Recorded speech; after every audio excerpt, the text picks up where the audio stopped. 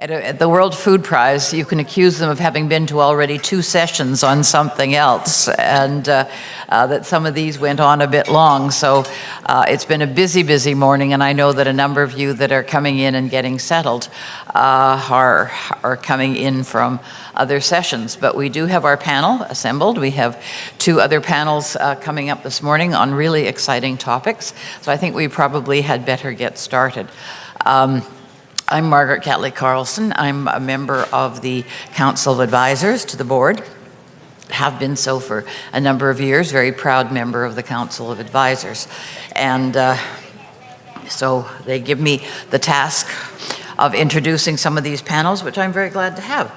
So this is our event to begin getting to zero hunger, obviously. Research for resilience.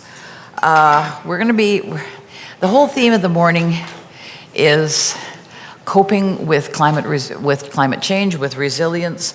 And so this is research for resilience. And we've got some people who know a good deal about this topic, who lead organizations that work in this area, and who you will enjoy very much listening to.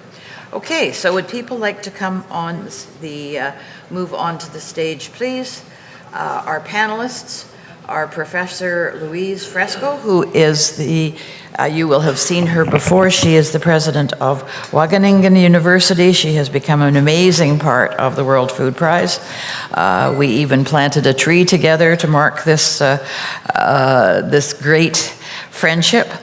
And then we have Administrator Ken Isley, who is the administrator of USDA-FAS.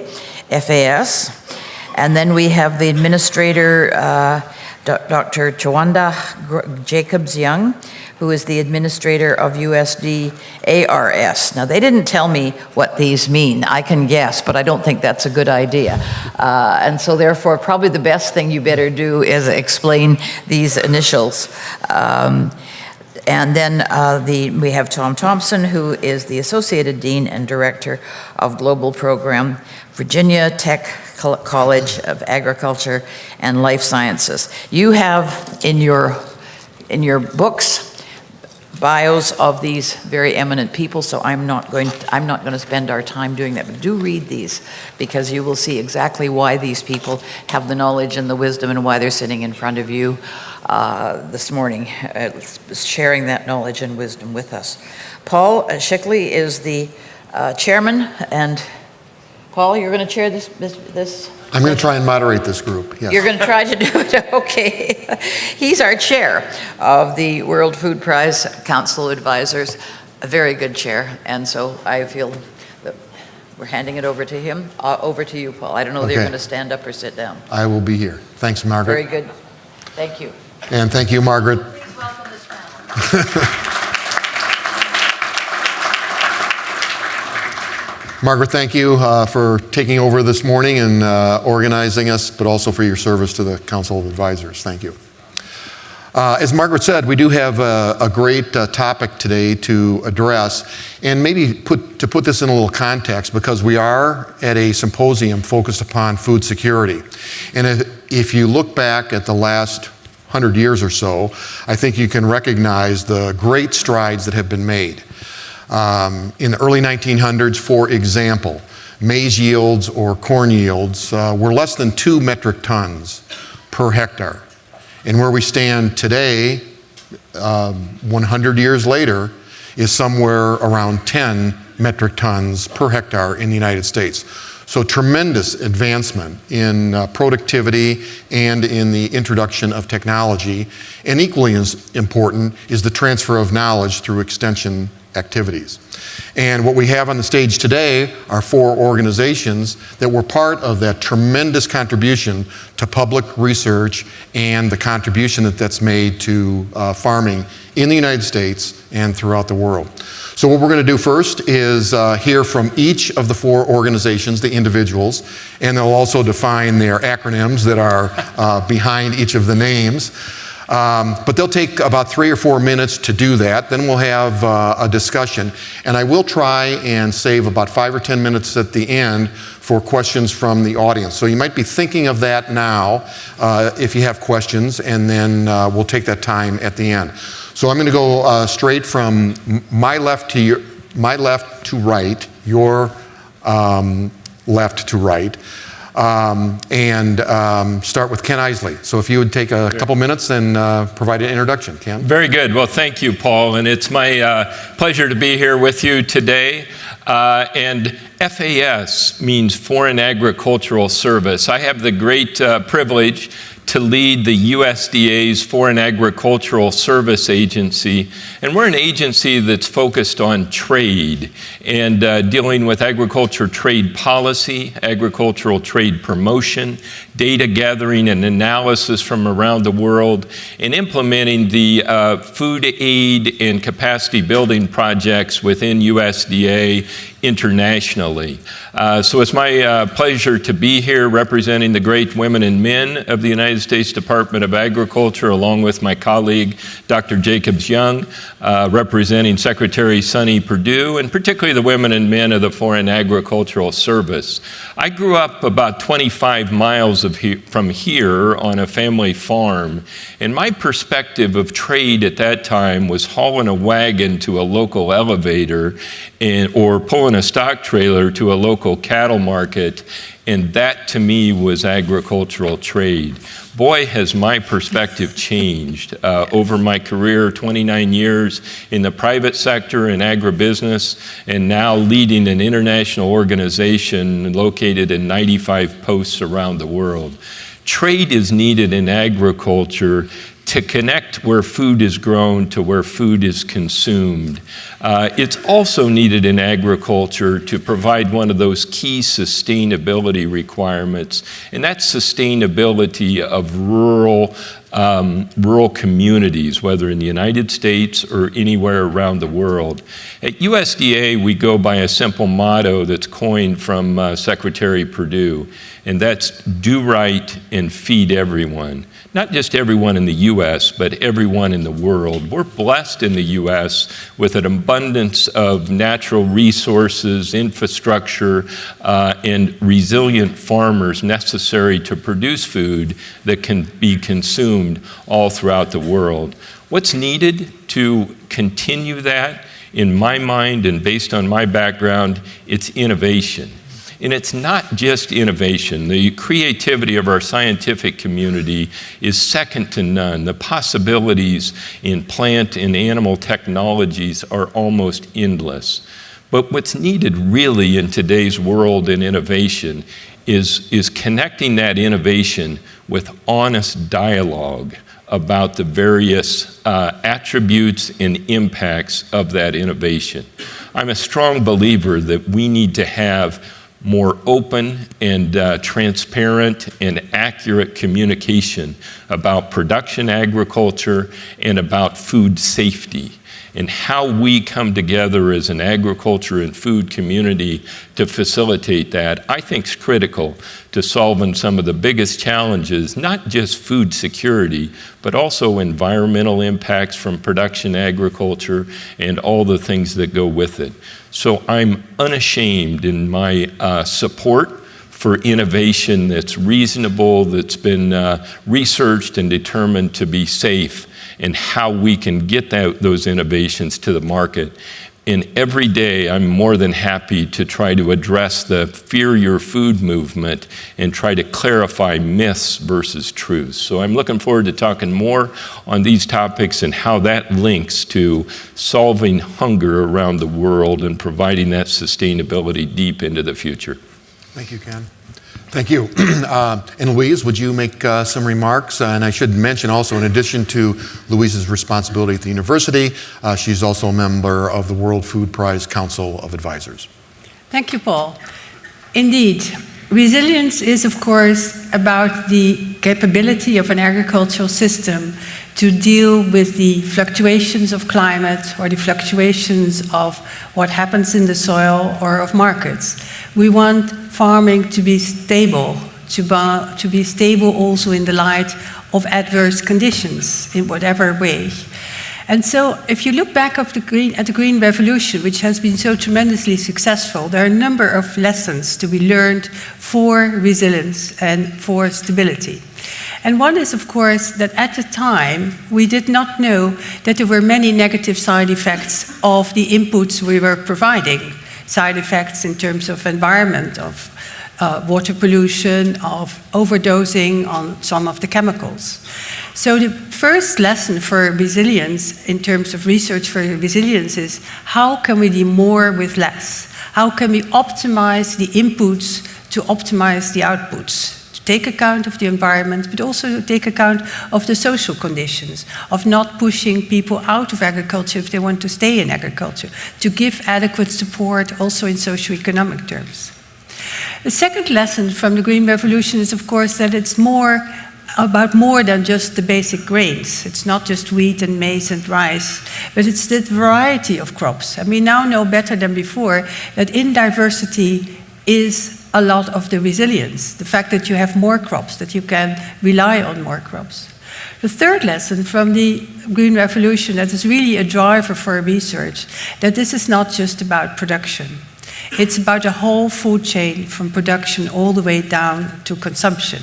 And the consumer, diets and nutrition are an essential part of the way we look at resilience today. And doing whole food chain research, I think, is really one of the areas of the future. And that means, by definition, that we should look broader, that we should look at how consumers perceive things and why perhaps there's so many misunderstandings about the role of genetics or the role of chemicals or the role of regulation, what food safety really is. There's an enormous communication effort that is hidden behind the word resilience. And that is, I think, something we only start to discover today. It also means that we have to look as scientists more into citizen science, for example. How can we involve citizens in understanding some of these processes? All those are great challenges. But fortunately, we are helped by major advances in research in the last 10 years, and I expect them to resonate for the next 10 years at least. Those are advances in genetics, such as CRISPR-Cas, a much finer and better understanding of genetics. There are advances in detection methods through digitalization. We can know exactly now how a piece of a carcass or a piece of meat has been exposed all the way down to the consumer. We can monitor safety. We can monitor through satellites what happened on our land. So if there's one word you want to remember in relation to resilience and research for resilience, it's the word precision. Precision in understanding the processes, precision farming, precision design of food, but also precision for the consumer. Quite soon, all of us will have a little chip either in our watch or in our wrists that actually tells us about our nutritional levels in our bodies. And that will happen to plants, it will happen to animals, it will happen to the soil. So precision and resilience go hand in hand when it comes to creating agricultural and food systems for a future world with all these climatic stresses, with all the demographic stresses that we have. Thank you. Shavonda, please. Thank you. Good morning, everyone. So I'm Chavonda Jacobs-Young, and I'm the administrator for the United States Department of Agriculture's Agricultural Research Service. So ARS is the largest in-house research agency inside of USDA. We partner with our extramural agency, the National Institute of Food and Agriculture, to provide much of the innovative research for agriculture from the US government. And so we are about 8,000 people on a good day. 2,000 of those are PhD scientists, and we are located in 90+ locations across the country. We also have 4 overseas laboratories, one in Australia, one in Argentina, one in France, and one in China. And work site in Thessaloniki, Greece. And so those are hardship trips if you have to do that. And in those overseas laboratories, we do a lot of biological control work. We go and we are on the hunt for native enemies to some of the pests and diseases that we face here in the United States. So we have a large collaboration with our global partners. So in the United States, ARS does the full scope of agricultural research. We've seen in history how important innovation and discovery have been to helping us meet those big challenges. We talk about the work of Dr. Borlaug and how critically important that work was, and we can't stop there. We have to continue. And so I want to start my comments by saying that we need a constant influx of talented, skilled, young people, some old folks too, like myself, in agriculture. This is truly a high-tech industry. This is not our agriculture from the 1930s and 1940s. We are using tools like artificial intelligence, like machine learning. I remember the days when just getting the data was the success. If we could just get enough data, we felt successful. And now we need to figure out what to do with all of that data that we've produced, much of it not produced to be interoperable. And so how do we use tools like artificial intelligence to layer those data sets together to give us the information we need to put decision tools in the hands of producers? My vision, and most of our visions, that one day a farmer, he or she, can stand with a smartphone in their hand and be able to manage their production facility precisely with the right type of information and be able to be super productive. I know that food security, getting to zero hunger is a huge challenge. It can seem overwhelming. But I believe together, all of us, taking on this challenge, that we can meet it. We have long-term infrastructure in the United States. ARS is home to long-term infrastructure. We carry on the original mission of the Department of Ag, and that's to bring together all the important information for agriculture production and make it accessible to the people who need it. In our view, that those people, whether in the U.S. or around the country, around the world. And so we've been working very hard to digitize much of our collections. Any information we have, we want to put it on the web at the National Ag Library. Full text publications, peer-reviewed publications, our raw data sets. We're trying to make as much information available. If you have internet access wherever you are in the world, you should have access to the data and the information that we're providing. And so we're working to do that. Just one last thing I'd like to share with you about long-term infrastructure. Being an intramural agency, we have the ability to develop and maintain long-term infrastructure. In ARS, we have 10 ARS climate hubs. So we have climate hubs around the country where we're taking data that's been generated inside of the laboratory and translating it into information that people can use. We have 18 agroecosystem sites. It's LTAR, long-term I won't try to say it again, sites across the country. I think you get the picture.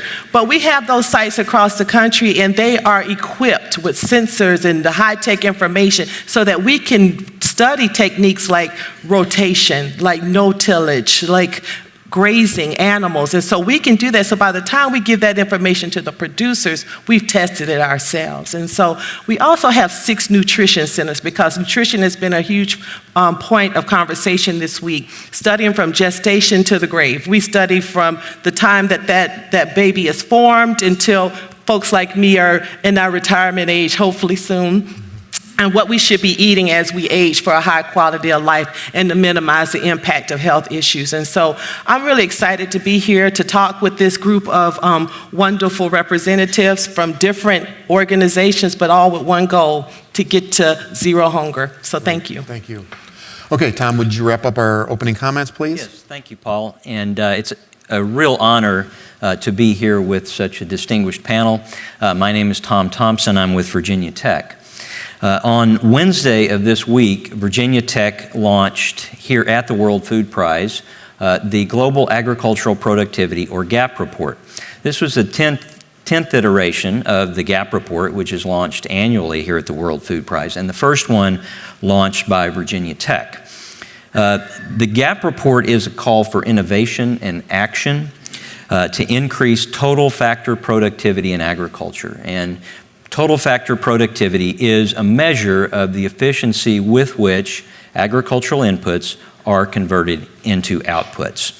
And so the message of the GAP report is that increasing productivity in agriculture is the best way to achieve food and nutrition security and sustainable agriculture, and also sustainable diets, which have been so much in our conversation in the past few months. In the GAP report, we advocate for 6 strategies for achieving sustainable agriculture and sustainable diets.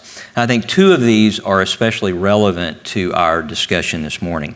First is investing in public agricultural research and development, extension, and consumer education. And the second strategy that I'll mention is embracing science and information technology-based solutions for enhancing resilience, sustainability, and competitiveness for growers. You know, here in the U.S., public research expenditures for agricultural R&D have decreased both in absolute and in inflation-adjusted terms since about 2005. And that's despite the fact that, according to the SOAR Foundation, there's a 20-to-1 return on investment for those expenditures. So despite that, our expenditures are decreasing, and we need to invest in public agricultural R&D here in the U.S., not just for the U.S., but also because much of that technology is transferred elsewhere in the world and helps to increase productivity in many parts of the world. And so money spent, invested to increase productivity, including such steps as diversifying production systems and improving post-harvest management and many others, can increase resilience and sustainability. Now, at the same time, here in the U.S., private agricultural R&D investment has increased as well. In fact, to the point where private ag R&D expenditures are about 2/3 of all ag R&D expenditures here in the U.S. And this is good news, but we need strong public ag R&D as well, because the purposes, the objectives of public expenditures and private expenditures are not necessarily the same. And at the same time, expenditures, public expenditures in the U.S. have been decreasing. They've been increasing in China, and now we're behind China. We're also behind Western Europe and the Asia-Pacific region in public ag R&D expenditures. In Africa, public expenditures have actually, on ag R&D, have actually increased, beginning in about 2000 to 2014, a 50% increase. But half of that increase occurred in just 3 countries, Nigeria, Kenya, and South Africa. So much of the continent continues to lag behind. I hope those are relevant to our panel. I just want to mention 2 other quick things. Along with public ag R&D expenditures and private, part of that ecosystem needs to include strong extension advisory systems as well. So all of these innovations will not make an impact if we don't give farmers the tools, help them understand how to use them and adapt them to their situations. And then finally, as has been mentioned, consumer acceptance is going to be very, very important. And that is a struggle that has been noted, I think, in many of the panels here, is there are a lot of great innovations out there, but we have a lot of work to do to gain consumer acceptance of some of those. Thank you. Great. Thank you, Tom. And I'm going to follow up your comments with a question first directed to Shavonda and then next to Tom. As I described in my opening comments, we've moved in the United States from less than 2 tons per hectare for maize to now 10 tons. And public research contributed greatly to that.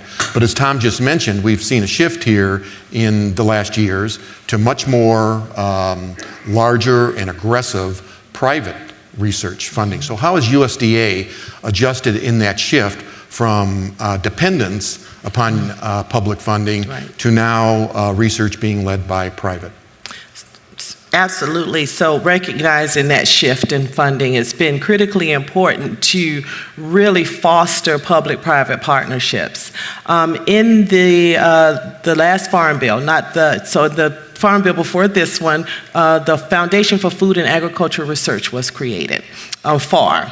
And FAR was created to advance the mission of USDA by bringing together public-private partnerships. And so it might be a unique situation in having a foundation created by Congress with a corpus. The corpus was $200 million. $200 million to match with funding that was brought to the table. So $200 million of public funding to be matched to corporate or philanthropist funding. And so we've been successful. I'm an ex officio member of the board for FAR. We've been successful in bringing together and facilitating those partnerships. It was reauthorized in this last Farm Bill because of the success it had in the first Farm Bill. And so that foundation was created to fill this gap. In ARS, we depend on private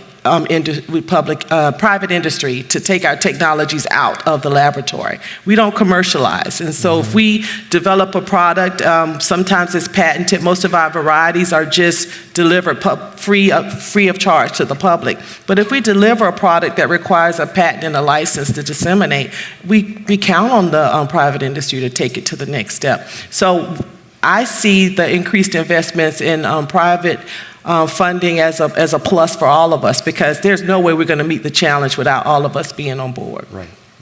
And so, Tom, you mentioned the shift in funding. And so how have you at Virginia Tech adopted to doing more with private industry, given the lower funding that you have at the university?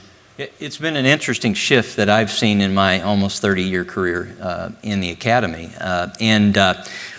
When I started out, the focus was mostly on public funding, whether it's from the federal government, state governments, et cetera. But with this shift has come, I think, at the same time in the academy, and especially at land-grant universities, an increased interest in and focus on potential commercialization. So I think it's actually helped us as academicians to be more cognizant of and more focused on potential commercial applications for the research we do, which is a good thing, but we don't want to leave behind the basic research that helps to build that foundation. Right. Okay. Louise, please. Exactly. I couldn't agree more. I think a good balance between private and public research is of great importance.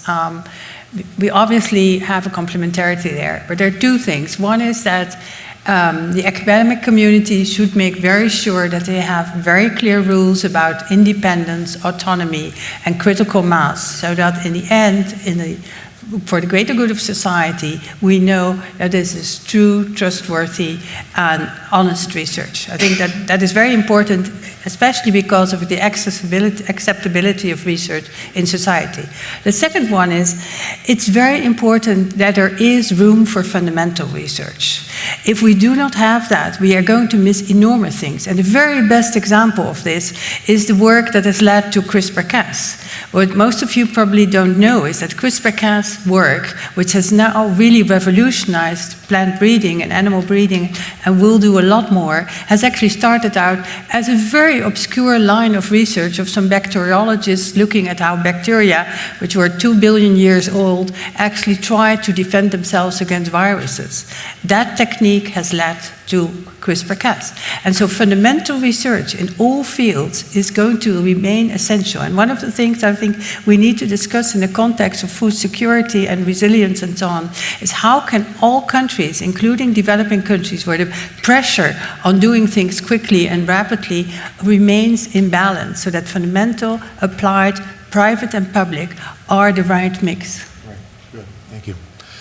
Ken, clearly the issues we're talking about in agriculture are global in nature. But over the last decade or so, we've seen, some countries, some regions of the world back away from trade and focus more on national issues, and in some cases even restrict trade. So what can the Foreign Agricultural Service do to ensure that we have the right focus upon trade where it makes sense? Yeah, well, we're very focused on free, fair, and reciprocal trade. But one of the big challenges, and it kind of ties to the discussion on innovation, is the harmonization of regulations around the world that enable trade to actually flow.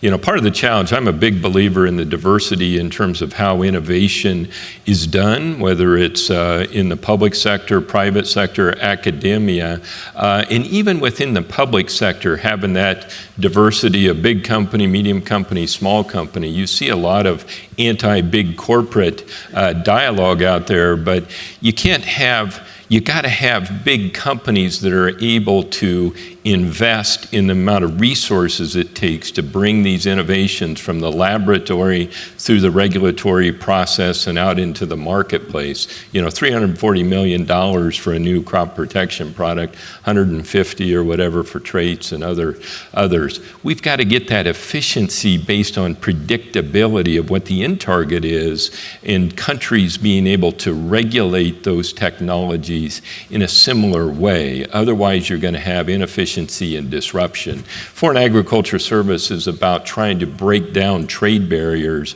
where they exist through bilateral engagements with governments, but also support of international standard setting bodies that can provide an umbrella framework for those very regulations. So we're all about promoting sound science, data-driven regulatory decisions in organizations like Codex, IOE, IPPC that can provide that input across multitudes of countries on how our food should be regulated and provide those import tolerances necessary for free trade to flow. So it's all about trying to break down whether it's protectionist, tariff, non-tariff trade barriers, and also some of the incongruity with how we're regulating production ag, but also food safety. Louise, you've been personally focused upon regulatory issues and also with your work at the university. How can you and the university play a greater role in harmonizing and making regulatory issues more transparent and predictable? I think we're hitting indeed the nail on the head here when it comes to one of the important barriers for the future. I think taking one step back in 1989, after the fall of the Wall of Berlin, it's been clear that free trade has had tremendous benefits also for the poor in developing countries. That's not to say that there were some negative side effects, but generally speaking, free trade, of course, has enormous benefits. However, we now live in a world, and I think we have to say this openly here, as we are among friends, where notably Europe and the US and a couple of other countries don't see face to face. This is a serious problem in many, many ways. And one of the nutshell issues here is the regulatory issue on intellectual property rights. We have a variety of systems. The Europeans have always worked through something called plant breeders' rights, and the UPOV, which is a way of actually keeping a lot in the public realm, whereas the American and other countries' approach has been far more to patent traits and varieties and so on. My concern is today that we have two basically different regimes and a couple of other countries around that lean either way, and we do not see face to face. So I'm making a plea here publicly to review that situation, to get UPOV, TRIPS, the trade-related intellectual property rights, the International Treaty on Plant Genetic Diagnosis, and a couple of other of these regimes, and actually sit around the table and see how can we maintain the best possible part of what we want to keep in the public realm, because it's important, especially to work for poor countries, to have access for poor farmers and for breeders in different situations. But how can we also not paralyze innovation in the private sector by not recognizing at all intellectual property rights? Obviously, we need to find a balance. And to me, this is one of the key issues of the future, is to combine the different regimes that we have and take a free look. I think all of us, and I'm really looking at you also, we should have the courage to say we have a system or a multitude of systems developed in the past that are not functional anymore. And they're particularly not functional because science is going too fast. It's going so fast today, thanks to CRISPR-Cas, for example, that we are not only talking anymore about varieties or traits to be patented, but even individual molecules. It's going too fast for the regulatory regimes to follow. flow. So we must have a system that is internationally acceptable to all United Nations countries and that guarantees both the access as well as the innovation. Good. I'm going to I'm going to shift here to Shavonda and Tom for a moment, and also shift topic. But remind the audience first that we've got about 5 or 6 minutes left of this dialogue here on the stage. So be thinking about questions during that last 10 minutes that we do have. Shavonda, again, we've talked about agriculture productivity, great success over the last 100 years, but most of that success and most of that focus has been on ensuring that we've got the right caloric availability from commodity crops around the world. So the focus has been, how do we make sure calories are sufficient in this food security objective? But of late, there's been more shift towards focus upon nutrition, ensuring that those things that we do produce have the right nutritional components. How is the USDA making that shift? I think that's a great question. So one of the jewels of the USDA is our National Plant Germplasm System. The USDA has, I probably would argue, the largest germplasm collection of a federal agency in the world. And that germplasm collection that goes back, many, many decades allows us to go on treasure hunts for traits. A lot of times we focus on the abiotic and biotic stress sort of perspective of looking for traits. However, nutritional quality for some of the commodities or the plants and vegetables that we breed are critically important too. I think about the work of Dr. Ed Buckler at Cornell University, who's our ARS scientist, co-located on the Cornell campus, whose work in maize and cassava has been critically important to increasing vitamin A levels in maize and being able to address some of the deficiencies that are occurring around the world. And we have that work going on now in specialty crops. And so Dr. Buckler has volunteered. He is giving back to the agency. And we're working on trying to use some of the genetic and genomic tools that were developed in his very well-funded work on maize and cassava for some of our specialty crops. Things like sweet potatoes, like blueberries, alfalfa, grapes, looking at aquaculture like trout and salmon, and trying to shorten the time from discovery to the dissemination of those discoveries. And so depending on that germplasm collection to really help us with increasing the nutritional value of those fruit and vegetables. And then we have the nutrition centers that can where we actually do human subject testing, and the science behind nutrition is critically important. Right. So we have a role to play with the policymakers in providing the evidence and data for some of the decisions that we'll make. Wonderful.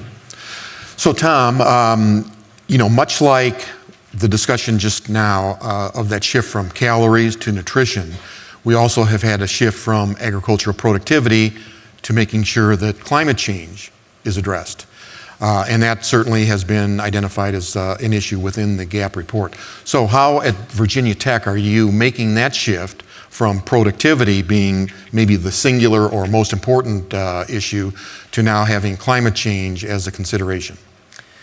I think it's important first to be sure that we clearly distinguish between production and productivity. Production being essentially the gross amount of output versus productivity, which is a measure of the efficiency with which inputs are converted into outputs. I'm a very strong believer that increases in productivity are climate smart as well, because increases in productivity allow us to do more with less, allow us to take land out of production. If you look at sources now in sub-Saharan Africa of increased agricultural productivity, the large majority of that comes from converting lands to agriculture. Most of the time, those are marginal lands, subject to soil loss. We lose carbon when we convert non-agricultural lands into agriculture very often. And so increasing productivity helps us prevent that, helps us keep lands out of agricultural production and in forests or grazing lands or rangelands. So I think that productive agriculture that's focused on increasing productivity is climate smart as well. Right, very good. Okay, Ken, before we turn it to the audience for questions, wanted to have your thoughts. You've been in production agriculture your life, whether public or private. As you look today and on into the future, what is some of the most exciting innovations that can really move agriculture and food production forward? Well, great question, and I'll keep it brief so we have plenty of time to get a couple of questions from the audience. But it was touched upon earlier, precision agriculture, the ability to take information that we gather through satellite imagery, through drones, through other sources, and convert that information into smart production decisions to get at that productivity, to increase that efficiency, decrease inputs, increase outputs. That has great potential, and that one is not as controversial in terms of the adoption of that technology. There's some issues we got to sort through on data rights and things like that, but that ought to be fully embraced and continued to push.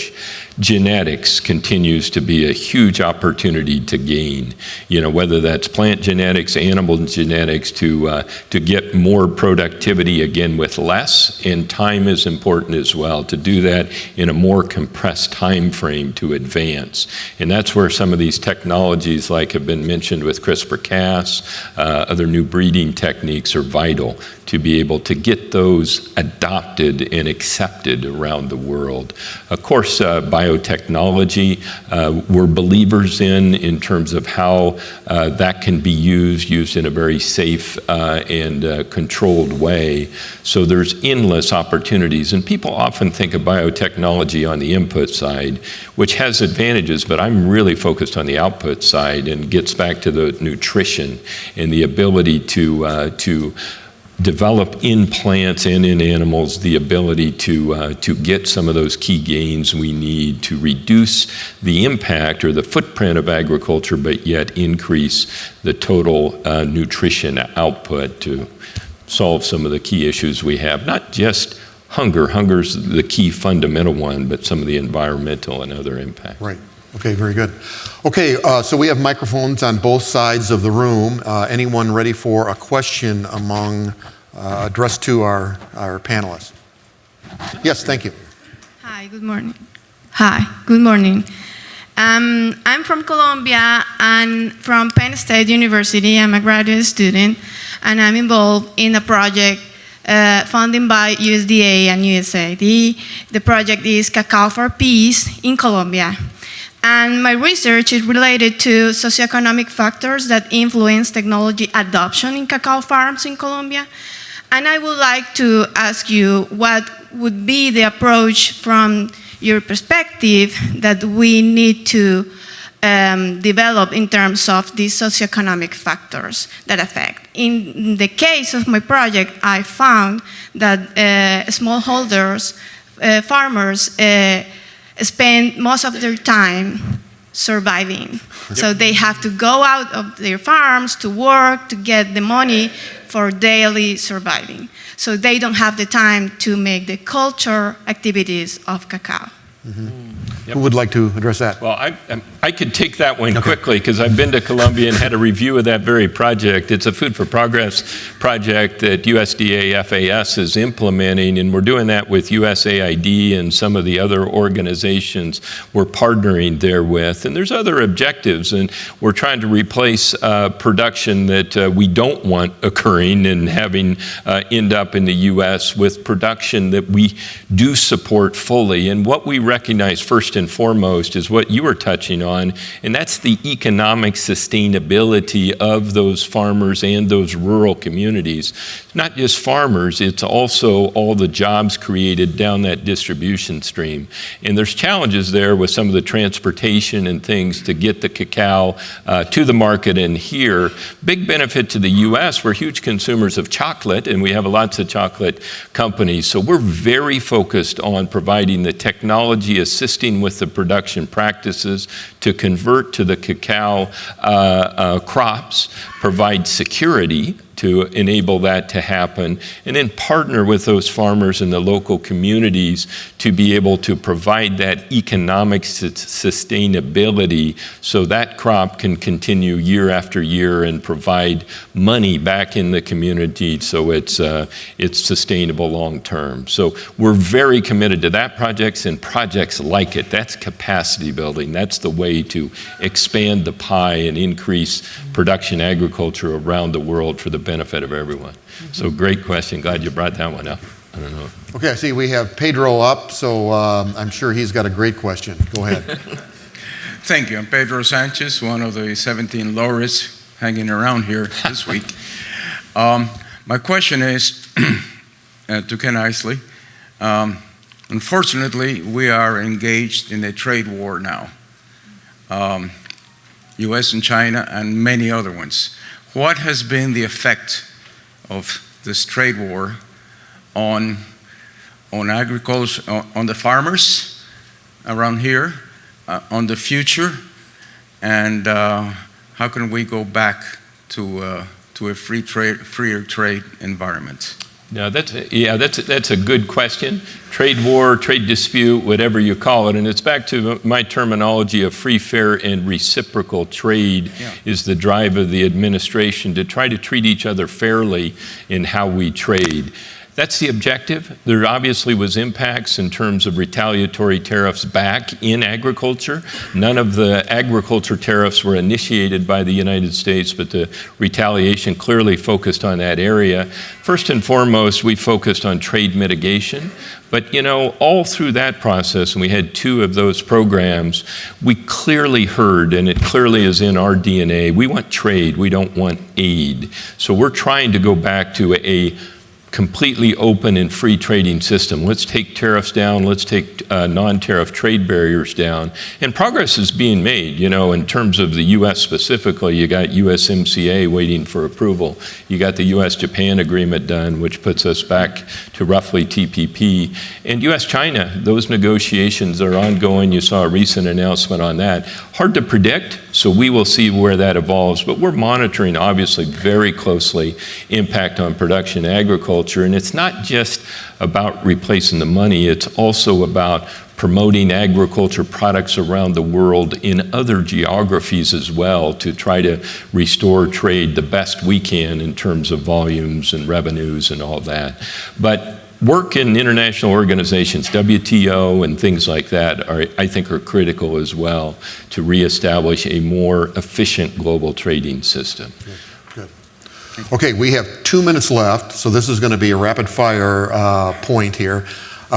Louise and Tom, I'd like you to respond to this. You've each got 1 minute. We've talked about first the dependence that we have all had on public research over the last 100 years. It's shifted a bit to a partnership or a balance, private and public research. But now we have a new player coming in, and that's the startup community, entrepreneurs, private equity. What are the universities doing to address and connect to the startup community? Louise first. Around our university, in an area of about, say, a 10-mile radius, we now have 170 companies, but they're small and big. There are startups and very large established international companies such as Unilever. And that actually creates what we call the campus ecosystem. We call ourselves, or we have been called, Food Valley in analogy to Silicon Valley. And I think it's attracting talent, interdisciplinary talent. We have 150 nationalities on our campus. And in fact, when you say Wageningen, we have both the university and all the applied research institutes from USDA under one umbrella, and around that, all the companies. And that has proven to be a very, very attractive environment for companies, for individuals, and also for engagement with society. I believe that the best way forward is to open up the doors, to engage in a dialogue with society clarity about the kinds of innovations we want. It's not just about technology push. It's about a balance between what technology and science can bring, but also what society wants. And you can do that best by having a diversity of partners, startups, and making sure also that the venture capital doesn't go only in the quick wins, but also in the intractable things, in the difficult things, like environment, like biodiversity. We also need startups there. We're not just about production, we are about the future quality of life. We're going to have to cut the next so we can get the I must stop. Okay, Tom, wrap it up. I'll highlight two things at Virginia Tech. First is, as many universities do, we have offices, ours are called Link and Launch, that are specifically tailored to connect with industry, including startups and small and medium-sized enterprises. The second thing, in our College of Agriculture and Life Sciences, we are developing what we call the Smart Farm Innovation Network, a network to link all of our research and extension centers throughout the state. And one of the objectives is to create test beds for new technologies and innovations that will attract industry, including startups, to come test their innovations at our facilities. Right, great. Okay, well, the panel, thank you very much for your contributions today, but more importantly, thank you for what you do in public research and extension to get it out to the farmers. Thank you very much.